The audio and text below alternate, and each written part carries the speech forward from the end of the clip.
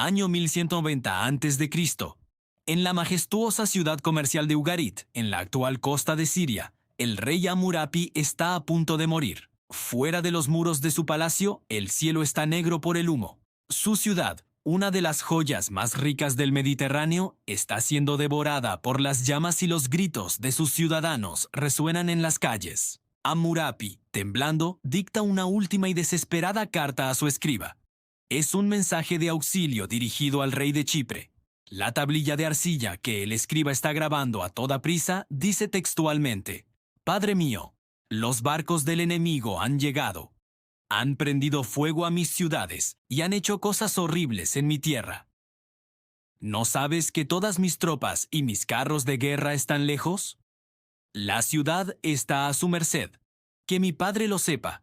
Los 7 barcos del enemigo que vinieron aquí nos han infligido daños terribles». Esa carta jamás llegó a su destino. Los arqueólogos la encontraron miles de años después, enterrada bajo 1 metro de cenizas, cocida permanentemente por el mismo incendio que aniquiló la ciudad. Hammurapi no lo sabía en ese momento, pero su reino no era el único que estaba ardiendo. En un lapso de apenas 50 años, una red global de superpotencias, imperios que llevaban siglos dominando el mundo, construyendo pirámides gigantescas y ciudades de oro, colapsó de forma absoluta y simultánea. Desde las costas de Grecia hasta los desiertos de Egipto, pasando por Turquía y Mesopotamia, todas las grandes ciudades fueron arrasadas hasta los cimientos. La civilización retrocedió 1000 años en un abrir y cerrar de ojos. Los sobrevivientes quedaron tan traumatizados y desconectados que, literalmente, la humanidad olvidó cómo escribir. Fue el fin del mundo de la Edad de Bronce. Un misterio arqueológico aterrador protagonizado por terremotos, sequías y un enemigo fantasma imparable conocido únicamente como los pueblos del mar. Y la pregunta que aterra a los historiadores modernos no es solo cómo ocurrió, sino si nuestro mundo interconectado de hoy está a punto de sufrir exactamente el mismo destino. Para entender la magnitud real de esta tragedia, primero tenemos que borrar una idea completamente equivocada de nuestra mente. Cuando la gente piensa en el año 1200 a.C., suele imaginar a tribus primitivas, vistiendo pieles sucias y viviendo en chozas de barro aisladas. Nada más lejos de la realidad. Si hubieras nacido en esa época, habrías abierto los ojos en un mundo asombrosamente sofisticado. Un mundo de megaciudades de piedra con sistemas de alcantarillado subterráneo, palacios de varios pisos con frescos pintados en las paredes, y rutas comerciales masivas que cruzaban océanos y desiertos. Era un mundo civilizado, iluminado y profundamente interconectado. El Mediterráneo oriental no era un conjunto de aldeas perdidas, era el centro neurálgico de la primera verdadera globalización de la historia humana. Imagina el tablero de ajedrez geopolítico de aquella época. Estaba dominado por 3 superpotencias indiscutibles que se repartían el mundo conocido. En el oeste, habitando las escarpadas costas e islas de la actual Grecia, estaban los micénicos. Eran guerreros feroces, pero también maestros del mar y arquitectos de fortalezas colosales como la mítica ciudad de Troya. En el centro, dominando la inmensa meseta de Anatolia en la actual Turquía, se alzaba el imperio hitita, una potencia militar brutal, los primeros en dominar el arte de la guerra con carros de combate pesados, capaces de aplastar cualquier rebelión. Y finalmente, en el sur, la joya absoluta de la corona humana, el Imperio Nuevo de Egipto. Liderado por faraones con estatus de dioses vivientes, Egipto poseía una riqueza tan obscena, alimentada por minas de oro interminables en el desierto de Nubia, que los reyes extranjeros escribían cartas suplicando por su oro, diciendo que en Egipto el oro era tan común como el polvo. Estos 3 gigantes, junto con docenas de reinos más pequeños que actuaban como intermediarios, vivían en una paz relativa, pero no lo hacían porque fueran especialmente amables o pacifistas. Lo hacían porque estaban obligados a cooperar por una necesidad absoluta de supervivencia. Su mundo entero, su tecnología, su agricultura y su poder militar dependían de un solo material. Era el petróleo de la antigüedad.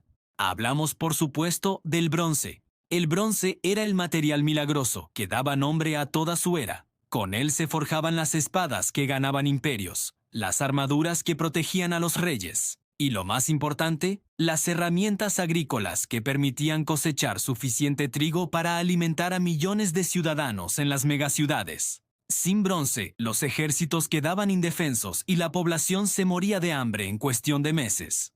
Pero aquí reside la inmensa trampa de la Edad de Bronce, el talón de Aquiles que eventualmente los condenaría a todos. El bronce no es un metal natural que puedas simplemente picar en una montaña y sacar de la tierra. Es una aleación artificial, una mezcla química que requiere exactamente un 90% de cobre y un 10% de estaño. Y ese era el problema crítico. El cobre era relativamente fácil de encontrar, especialmente en la isla de Chipre, de donde venían miles de toneladas. Pero el estaño era uno de los minerales más raros de la faz de la Tierra. No había minas de estaño en Egipto, ni en Grecia, ni en Turquía. Para fabricar una sola espada en el Mediterráneo, el estaño tenía que ser importado desde lugares increíblemente lejanos, a miles y miles de kilómetros de distancia, como las montañas de la actual Afganistán, o viajando en barco desde las frías y remotas costas de la antigua Britania. Para que lo entiendas mejor, imagina subirte a un barco mercante en el año 1300 a.C. Un arqueólogo submarino descubrió uno de estos barcos hundido frente a la costa de Uluburun, en Turquía. Lo que encontraron en su interior dejó a los científicos sin respiración, porque era la prueba viviente de una cadena de suministro global. Ese único barco de madera, de apenas 15 metros de eslora, transportaba un cargamento que representaba a todo el mundo conocido. Llevaba 10 toneladas de cobre de Chipre, 1 tonelada de estaño puro de Afganistán, marfil de elefante de las sabanas de África, vasijas llenas de resinas aromáticas de Canaán, joyas de oro del río Nilo, espadas micénicas de Grecia y cilindros de vidrio azul de Mesopotamia. El esfuerzo diplomático y logístico necesario para reunir todos esos materiales en un solo barco mercante es una hazaña organizativa que rivaliza con las cadenas de montaje de las grandes multinacionales de la actualidad. Esta dependencia absoluta del comercio internacional creó una edad de oro de la diplomacia. A los reyes de Egipto, Babilonia y el Imperio hitita no les interesaba iniciar guerras totales entre ellos, porque una guerra destruiría las rutas marítimas, y sin rutas marítimas no había estaño. Y sin estaño, todo su poder militar y agrícola colapsaba. Hemos encontrado un archivo de cartas reales en Egipto, conocidas como las cartas de Amarna. Al leerlas hoy, es fascinante ver cómo los reyes más poderosos y sanguinarios del mundo se escribían entre sí con un respeto absoluto. Se llamaban mutuamente mi hermano. Se enviaban regalos astronómicos, estatuas de oro macizo, carros de combate decorados e incluso casaban a sus hijas entre las distintas familias reales para sellar pactos de sangre. Mantener la paz era el negocio más lucrativo de la Tierra. Todo el sistema estaba perfectamente equilibrado. Sin embargo, esta primera globalización escondía un defecto de diseño estructural aterrador. Eran ricos, sí. Eran civilizados, sí. Pero habían construido un sistema hipercomplejo que dependía de que cientos de piezas móviles funcionaran a la perfección todos los días del año. Es exactamente el mismo problema que tiene nuestra economía moderna hoy en día. Piénsalo. Si un solo barco gigante bloquea el canal de Suez en nuestro siglo, el mundo entero sufre escasez de microchips y sube el precio de la gasolina en cuestión de horas. En la Edad de Bronce ocurría lo mismo. Si una mala cosecha golpeaba a Egipto, Grecia no recibía trigo. Si una revuelta local cortaba los caminos en Asia Central, a Turquía no le llegaba estaño. Todo estaba tan entrelazado, la cadena de suministro era tan alargada y tensa que el sistema no tenía margen de error. Era un gigantesco y hermoso castillo de naipes. Durante más de 300 años, este milagro económico se mantuvo en pie. Varias generaciones nacieron y murieron en un mundo de relativa prosperidad, asumiendo ciegamente que las cosas buenas durarían para siempre. Los reyes construían monumentos cada vez más grandes, desafiando a la eternidad, convencidos de que los dioses estaban de su lado y protegían sus imperios. Pero la arrogancia humana siempre precede a la caída. El universo es indiferente a los tratados de paz de los reyes y al oro de los faraones. Allá arriba, en las corrientes de aire de la atmósfera, y muy por debajo, En las placas tectónicas ocultas en las entrañas de la Tierra, las fuerzas de la naturaleza estaban a punto de desatar un infierno sin precedentes. El castillo de naipes estaba a punto de recibir un golpe letal, no de un ejército enemigo, sino del propio planeta. Durante siglos, las grandes ciudades de la Edad de Bronce se construyeron sobre la premisa de que la Tierra bajo sus pies era eterna e inamovible. Pero la geología tiene sus propios ciclos de violencia. Alrededor del año 1225 a.C., el Mediterráneo oriental entró en lo que los arqueólogos modernos llaman una tormenta de terremotos. No fue un solo sismo aislado, sino una serie de eventos catastróficos que se sucedieron década tras década, golpeando una tras otra las joyas del mundo antiguo. Imagina vivir en un mundo donde cada pocos años la tierra misma se convierte en tu enemigo, derribando murallas que habían resistido asedios durante siglos. Este fue el primer golpe al sistema. Un ataque físico constante que obligó a los imperios a gastar sus menguantes recursos en reconstruir ciudades que volvían a caer apenas unos años después. En Grecia, la situación fue especialmente dramática. Las poderosas ciudadelas de Micenas y Tirinto, famosas por sus muros ciclópeos, hechos de piedras tan grandes que se creía que solo los gigantes podían moverlas, empezaron a resquebrajarse. Los arqueólogos han encontrado esqueletos de personas atrapadas bajo los escombros de estos palacios, con los brazos todavía protegiendo sus cabezas. Pero el daño no fue solo físico, fue psicológico y político. Los reyes micénicos basaban su poder en la protección divina y en su capacidad para mantener el orden. Cuando los palacios, el corazón administrativo y espiritual de la sociedad, se derrumbaron bajo el peso de la tierra, la fe del pueblo en sus líderes se quebró. El sistema jerárquico que había funcionado durante siglos empezó a desmoronarse desde sus cimientos de mármol. Mientras las ciudades caían por los sismos, algo mucho más silencioso y letal estaba ocurriendo en la atmósfera. Un cambio drástico en las corrientes de aire del Atlántico Norte provocó que las lluvias que solían alimentar al Mediterráneo simplemente desaparecieran. No fue una sequía de un verano ni de una década. Estudios recientes en estalagmitas de cuevas y pólenes antiguos revelan que el mundo antiguo entró en una megasequía que duró casi 300 años. El sol, que antes era el dios de la vida, se convirtió en un verdugo implacable. En lugares como Ugarit o las tierras de los hititas, los campos de trigo, que antes eran mares de color dorado, se transformaron en páramos de tierra agrietada y polvo. El sistema de globalización que explicamos antes, basado en el excedente de comida, se encontró de repente con que no había nada que exportar. El hambre es un motor de caos que ningún ejército puede detener. Sin lluvia, el sistema de riego de Egipto empezó a fallar a medida que el nivel del Nilo bajaba a mínimos históricos. En Anatolia, el corazón del imperio hitita, la situación era tan desesperada que el faraón egipcio tuvo que enviar barcos cargados de grano solo para evitar que sus antiguos enemigos murieran de inanición. Tenemos cartas grabadas en arcilla donde los reyes hititas suplican: es una cuestión de vida o muerte. Pero pronto, ni siquiera el rico Egipto tuvo suficiente para compartir. Los campesinos, viendo a sus hijos morir de hambre, abandonaron las granjas. Las ciudades, que dependían de ese grano para alimentar a sus artesanos, soldados y escribas, empezaron a vaciarse. El hambre transformó a ciudadanos leales en masas errantes y desesperadas. Aquí es donde el castillo de naipes de la globalización empezó a caer. Con los puertos destruidos por los terremotos y las poblaciones diezmadas por el hambre, el comercio internacional se detuvo en seco. Los barcos mercantes que antes cruzaban el Mediterráneo cargados de estaño y cobre dejaron de navegar. Las minas quedaron abandonadas porque no había comida para los mineros. De repente, el mundo se quedó sin bronce. Esto no era solo una crisis económica, era un desastre tecnológico. Sin bronce, no se podían fabricar nuevas herramientas para la agricultura, ni armas para defenderse.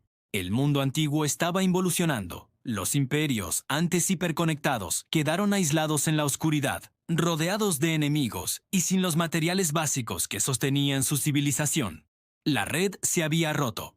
Cuando un sistema no puede alimentar a su pueblo, el pueblo destruye el sistema. En medio de las ruinas y la sequía, estallaron revueltas internas masivas. Los ciudadanos, al ver que sus reyes seguían viviendo en el lujo mientras ellos morían de sed, asaltaron los almacenes de los palacios. Los arqueólogos han encontrado pruebas de que muchos de los incendios que destruyeron ciudades como Micenas o Cnosos no vinieron de invasores externos, sino de incendios provocados desde adentro. Fue una explosión de rabia social. El contrato entre el gobernante y el gobernado se había quemado. Roma no fue la primera en suicidarse. 1000 años antes, los grandes imperios de la Edad de Bronce se devoraron a sí mismos antes de que llegara el golpe final. Todo este caos interno generó un fenómeno imparable, la migración masiva. Millones de personas en Europa, los Balcanes y el Mar Negro se quedaron sin hogar y sin comida debido al cambio climático. No eran ejércitos conquistadores en el sentido tradicional, eran familias enteras, tribus completas que no tenían nada que perder porque ya lo habían perdido todo. Empezaron a moverse hacia el sur y hacia el este, buscando tierras donde todavía cayera la lluvia y el suelo fuera fértil. Como una avalancha humana, estos refugiados climáticos fueron absorbiendo a otros pueblos a su paso, convirtiéndose en una fuerza nómada de millones de personas. Eran el síntoma final del colapso, una marea humana que estaba a punto de chocar contra las últimas fronteras de la civilización. El escenario para el fin del mundo estaba listo. Los terremotos habían debilitado las murallas. La sequía había matado la economía y las revueltas habían destruido la unidad política. El mundo antiguo estaba en cuidados intensivos, y fue entonces cuando desde las brumas del mar Mediterráneo aparecieron las primeras velas de barcos desconocidos. No eran mercaderes buscando estaño, ni embajadores buscando paz. Eran los guerreros de los pueblos del mar y venían a reclamar lo poco que quedaba en pie. La Edad de Bronce estaba a punto de recibir su golpe de gracia en una serie de batallas que cambiarían la historia para siempre. El primer apocalipsis de la humanidad estaba entrando en su fase final. Cuando los historiadores modernos empezaron a excavar las ruinas de las ciudades calcinadas del Mediterráneo, se encontraron con un vacío aterrador. Los imperios que llevaban siglos documentando cada cosecha y cada tratado en tablillas de arcilla, de repente enmudecieron. Quienes los destruyeron no dejaron crónicas de sus victorias, no construyeron monumentos ni escribieron libros de historia. Fueron los egipcios, los únicos que lograron sobrevivir a duras penas al apocalipsis, quienes dejaron grabados en las paredes de sus templos los rostros y los nombres de este enemigo implacable. En los relieves del templo de Medinet Habu, el faraón Ramsés III ordenó esculpir la pesadilla, una confederación extranjera que llegó desde el Gran Verde, el mar Mediterráneo. Los egipcios los llamaron los Sherden, los Peleset, los Cheker, los Luca y los Shardana. Hoy, la historia los conoce simplemente bajo un nombre que infunde terror e intriga a partes iguales: los pueblos del mar. Durante mucho tiempo, la cultura popular imaginó a los pueblos del mar como si fueran los vikingos de la antigüedad. Grupos de piratas varones navegando en barcos rápidos para saquear puertos y volver a sus casas llenos de oro. Pero los hallazgos arqueológicos recientes y los relieves egipcios nos cuentan una historia infinitamente más trágica y peligrosa. No eran simples piratas, eran millones de refugiados armados. Mientras los barcos atacaban las flotas y los puertos comerciales, por tierra avanzaba una marea humana inabarcable. Los grabados muestran a guerreros marchando junto a pesados carros de madera tirados por bueyes lentos, en los que viajaban sus mujeres, sus niños pequeños y todo lo que quedaba de sus vidas. Esto no era una expedición de saqueo militar, era una migración masiva por la supervivencia. Venían para quedarse, porque sus hogares originales habían sido destruidos por el clima y el hambre. Pero, ¿de dónde salieron exactamente? El misterio de su origen ha obsesionado a la arqueología durante décadas. Hoy sabemos que no venían de un solo país, sino que eran una coalición de los desposeídos. Analizando el origen de sus armas y la cerámica que dejaban a su paso, sabemos que los Sherden probablemente venían de la isla de Cerdeña, los Shekelesh de Sicilia, y otros grupos provenían de las costas de Grecia, las islas del Mar Egeo y el occidente de Turquía. A medida que esta inmensa ola de refugiados climáticos avanzaba hacia el este, engullía a las poblaciones de las ciudades que iban colapsando. un campesino griego arruinado por los terremotos o un pescador hitita hambriento por la sequía no tenían más remedio que unirse a la horda para sobrevivir. Los pueblos del mar eran, literalmente, los fantasmas del mundo colapsado, volviéndose contra los imperios que los habían abandonado. Para entender cómo esta masa de refugiados pudo aniquilar a los ejércitos profesionales más poderosos del planeta, hay que entender cómo se hacía la guerra en la Edad de Bronce. Durante 300 años, las guerras habían sido un deporte de reyes, altamente predecible y ritualizado. Las superpotencias peleaban exclusivamente en llanuras planas y abiertas. Su arma definitiva era el carro de guerra tirado por caballos. Era el equivalente antiguo a un tanque moderno, una máquina increíblemente cara de fabricar, que requería caballos entrenados durante años y aristócratas altamente especializados que disparaban flechas a gran velocidad. Las batallas eran choques frontales entre élites nobles en carros, mientras la infantería campesina miraba desde atrás, interviniendo solo al final. El ejército hitita o egipcio estaba diseñado para aplastar a otros imperios organizados, en un terreno plano y siguiendo las reglas del juego. Pero los pueblos del mar no conocían las reglas, y si las conocían, no les importaban. Ellos protagonizaron lo que los historiadores militares llaman la revolución de la infantería. No tenían oro para criar caballos ni construir carros, así que cambiaron las tácticas. Luchaban en terrenos rotos, en bosques o emboscando a los carros en cuellos de botella geográficos. Usaban jabalinas ligeras diseñadas para matar a los caros caballos de los imperios antes de que pudieran cargar.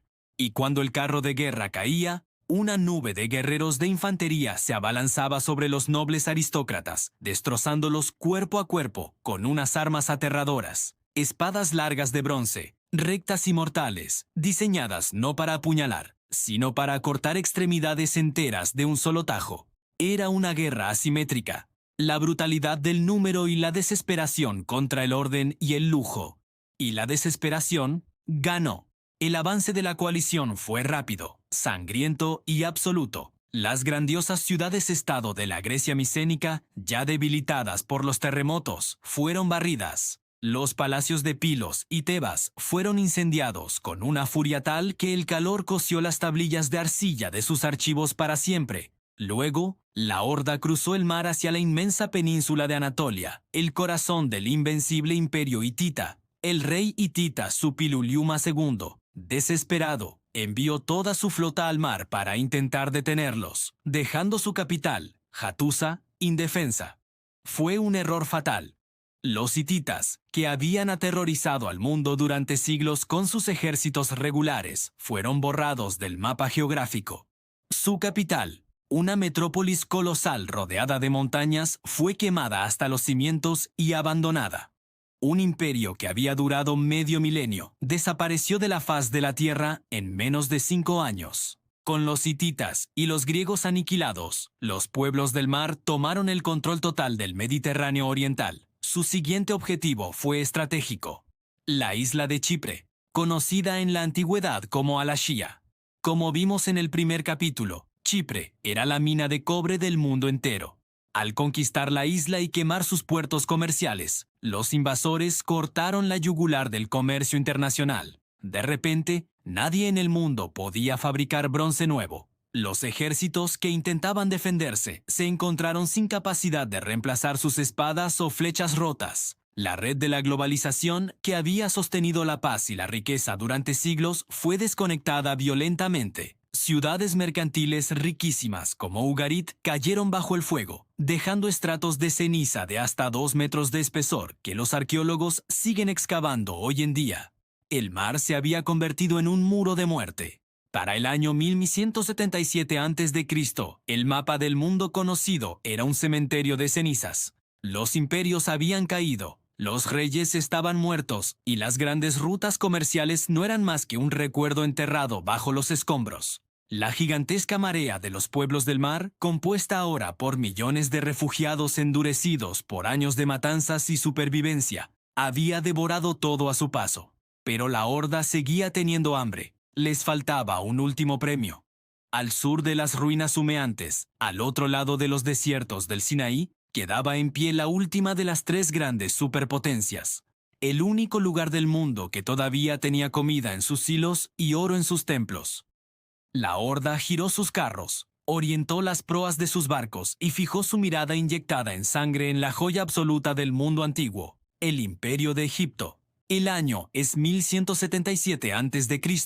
Mientras el humo oscurecía los cielos del Mediterráneo, en la dorada ciudad de Tebas, el faraón Ramsés III leía los informes de sus espías con horror. Sabía que los hititas habían caído, que Grecia era cenizas y que Chipre estaba en manos enemigas. No había tiempo para la negación ni para la diplomacia. El fin del mundo marchaba hacia sus fronteras. En un acto de desesperación absoluta, el faraón ordenó la movilización total del país. Cada hombre capaz de empuñar un arma fue reclutado. Los templos vaciaron sus reservas de oro para forjar nuevas lanzas y flechas. Ramsés sabía que no se enfrentaba a un ejército tradicional, sino a una fuerza de la naturaleza. Los pueblos del mar venían por dos frentes simultáneos, por tierra, arrasando la costa de Canaán hacia el Sinaí, y por mar, dirigiendo su aterradora flota directamente hacia las bocas del río Nilo. Ramsés tomó una decisión táctica brutal. No podía permitir que la marea humana terrestre, con sus miles de carros de bueyes, mujeres y niños, entrara en el sagrado territorio egipcio. Envió a su infantería pesada y a sus mejores escuadrones de carros de guerra a interceptarlos en las fronteras del desierto de Yai, en el actual Líbano. La batalla fue un choque de aniquilación mutua. Los disciplinados soldados egipcios, luchando por la supervivencia misma de su civilización, se estrellaron contra la horda desesperada de los pueblos del mar. El calor del desierto, la sed y el polvo convirtieron el combate en una carnicería a corta distancia.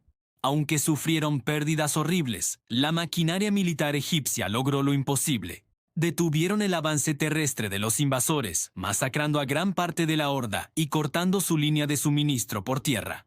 Pero la verdadera pesadilla apenas estaba por comenzar. Mientras la sangre empapaba el desierto, la armada de los pueblos del mar, compuesta por miles de guerreros sedientos de saqueo, alcanzó la costa norte de Egipto. Pero Ramsés III era un estratega brillante. Sabía que sus propios barcos eran inferiores en mar abierto a los ágiles navíos de los invasores. Así que hizo algo impensable, les dejó entrar. Ordenó a su flota retroceder y permitió que la armada enemiga se adentrara en el laberinto del delta del Nilo.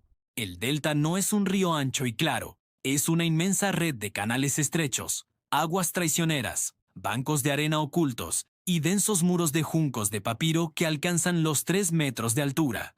Los invasores, creyendo que el camino hacia las ricas ciudades de Egipto estaba despejado, navegaron ciegamente hacia las fauces de la trampa más letal de la antigüedad.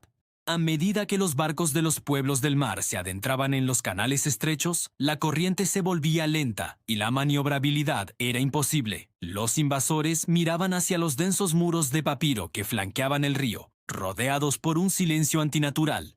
De repente, a una señal del faraón, los juncos cobraron vida. Ramsés había ocultado a decenas de miles de los mejores arqueros del mundo a lo largo de las orillas del delta. Antes de que los invasores pudieran reaccionar o levantar sus escudos, el cielo se oscureció. Una tormenta literal de flechas con punta de bronce llovió sobre los barcos apiñados. No había escapatoria. Si intentaban remar hacia adelante, chocaban con los bancos de arena. Si intentaban dar la vuelta, chocaban con sus propios barcos. El Nilo se tiñó rápidamente de un rojo intenso bajo el sol del mediodía. El pánico se apoderó de la armada invasora. Mientras las flechas masacraban a la tripulación desde las orillas, la flota egipcia bloqueó la salida del canal, empujando a los barcos enemigos hacia la orilla. Los soldados egipcios no abordaron los barcos para luchar cuerpo a cuerpo. En su lugar, utilizaron largos garfios y cuerdas pesadas para enganchar los mástiles y las velas de los barcos enemigos. Al tirar de ellos desde la orilla y desde sus propias naves, lograron volcar los barcos de los pueblos del mar. Los guerreros invasores, atrapados bajo el peso de sus gruesas armaduras de bronce, cayeron a las aguas turbias del Nilo y se ahogaron por miles. Los relieves del templo lo describen con una frialdad estremecedora. Fueron arrastrados, volcados y arrojados sobre la playa. Sus barcos y sus bienes cayeron al agua. La masacre fue absoluta. Ramsés XIII lo había logrado. Contra todo pronóstico, Egipto había sobrevivido al apocalipsis. Miles de prisioneros de los pueblos del mar fueron encadenados, marcados con hierro candente con el nombre del faraón y obligados a servir en el ejército egipcio o como esclavos. En los muros de sus templos, Ramsés se jactó de haber salvado al mundo, tallando imágenes de sí mismo aplastando a los invasores. El faraón celebró un triunfo monumental en las calles de Tebas, proclamando que Egipto viviría eternamente.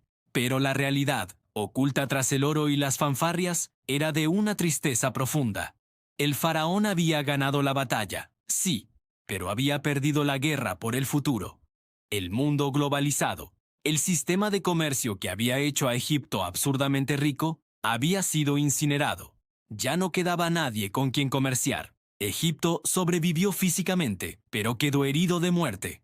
El inmenso esfuerzo de guerra, la movilización de todo el país y la pérdida de las rutas marítimas dejaron las arcas del Estado completamente vacías. Sin cobre de Chipre y sin madera del Líbano, la maquinaria económica egipcia se paralizó lentamente. Poco después de la muerte de Ramsés III, el gobierno ya no tenía grano para pagar a los constructores de tumbas, lo que provocó la primera huelga laboral documentada de la historia humana. El imperio se fragmentó. Los sacerdotes robaron el poder a los faraones, y Egipto, la joya del mundo antiguo, se encerró en sí mismo, convirtiéndose en una sombra moribunda de su antigua gloria. La caída del último gigante marcó el final oficial de la Edad de Bronce. El telón cayó sobre la civilización, y las luces del mundo se apagaron por completo.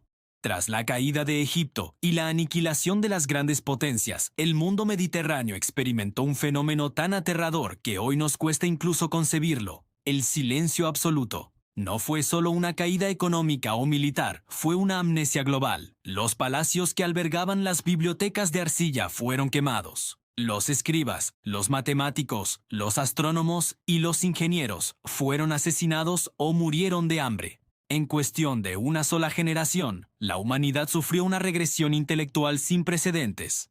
En Grecia, el complejo sistema de escritura, conocido como Lineal B, desapareció por completo de la faz de la Tierra. La gente, literalmente, olvidó cómo leer y cómo escribir. Durante los siguientes 300 años no hay registros, no hay cartas, no hay leyes escritas ni poemas. El mundo civilizado fue sumergido en una noche profunda y silenciosa que los historiadores llaman la Edad Oscura. Imagina por un momento ser un superviviente de esta época, un campesino nacido 100 años después del colapso. Caminas por el paisaje desolado y te encuentras con las ruinas calcinadas de Micenas o de Atusa. Ves murallas ciclópeas hechas con piedras de 100 toneladas, puertas de leones talladas en mármol y sistemas de alcantarillado que tu generación ya no sabe cómo construir. Los supervivientes, viviendo en pequeñas y miserables chozas de barro, miraban estas inmensas estructuras de piedra con terror y asombro. Creían genuinamente que habían sido construidas por dioses, por gigantes o por cíclopes mágicos, porque su propia civilización había retrocedido tanto que la ingeniería de sus propios bisabuelos les parecía pura magia inalcanzable. La población de Grecia se redujo en un 80%. La humanidad, que una vez gobernó el mar, se encogió y se escondió en las montañas, aterrorizada de su propio pasado. Pero en esa oscuridad de 300 años, alrededor de las fogatas de los campamentos, la memoria humana se negó a morir por completo. Sin escritura, los ancianos empezaron a transmitir las historias oralmente. Contaban leyendas exageradas sobre ciudades con muros impenetrables, sobre reyes cubiertos de oro puro y sobre una guerra masiva y apocalíptica cruzando un mar oscuro. Esos ecos distorsionados del colapso de la Edad de Bronce fueron pasando de padres a hijos, transformándose con el tiempo. Y cuando los griegos finalmente redescubrieron la escritura siglos después, un poeta ciego llamado Homero puso estas leyendas por escrito. La ciudad quemada se convirtió en la mítica Troya. Los líderes guerreros se convirtieron en Aquiles y Odiseo. El apocalipsis real que destruyó a la humanidad se transformó irremediablemente en el cimiento de la mitología occidental. Los fantasmas de la Edad de Bronce se habían convertido en dioses. A pesar de la devastación casi total, la historia del colapso de la Edad de Bronce no es solo una historia de muerte, sino también la mayor prueba de la resiliencia humana. Cuando el cobre y el estaño desaparecieron, la humanidad no se rindió. Impulsados por la necesidad desesperada de herramientas y armas, los herreros empezaron a experimentar con un metal mucho más difícil de fundir, pero infinitamente más abundante en la corteza terrestre: el hierro. De las cenizas del colapso global nació la Edad de Hierro. Esta innovación democratizó la agricultura y la guerra, sentando las bases para imperios aún más grandes, como el romano, y marcando el camino directo hacia el mundo que conocemos hoy. El fénix humano, magullado, traumatizado y con la memoria borrada, logró volver a volar desde sus propias cenizas. Sin embargo, cuando cerramos los libros de historia y miramos las ruinas de Ugarit o Hattusa, no deberíamos sentirnos superiores. Al estudiar el año 1177 a.C., no estamos mirando simplemente al pasado, estamos mirando directamente a un espejo aterrador. Su mundo colapsó por una tormenta perfecta. Cambios climáticos extremos que arruinaron las cosechas, cadenas de suministro globales demasiado largas y frágiles, migraciones masivas de refugiados desesperados y una élite gobernante que ignoró los problemas hasta que fue demasiado tarde. Nuestro mundo actual está infinitamente más interconectado que el de ellos. Dependemos de microchips de Asia, de energía de Oriente Medio y de rutas marítimas que funcionan con una precisión milimétrica. Y al igual que ellos, hemos construido un sistema hipercomplejo, sin margen de error. Hemos creado un castillo de naipes mucho más grande, pero hecho exactamente del mismo material. La arrogancia de creer que somos inmunes al colapso es el primer síntoma de una civilización que está a punto de caer. Las murallas ciclópeas de la antigüedad no pudieron detener el hambre, y nuestros rascacielos de cristal y acero no podrán detener a la naturaleza ni a nuestras propias fallas sistémicas. La historia nos enseña que nada es eterno, pero también nos regala la sabiduría para intentar no cometer los mismos errores. El apocalipsis olvidado nos grita desde la arena que debemos cuidar nuestro frágil equilibrio antes de que el mar nos envíe sus propios fantasmas. Si este viaje a través de los escombros de la antigüedad te ha hecho reflexionar, suscríbete al canal y déjanos tu opinión en los comentarios. ¿Crees que nuestra civilización sobrevivirá al próximo gran filtro de la historia, o seremos las ruinas que estudiarán las generaciones del futuro? Gracias por acompañarnos.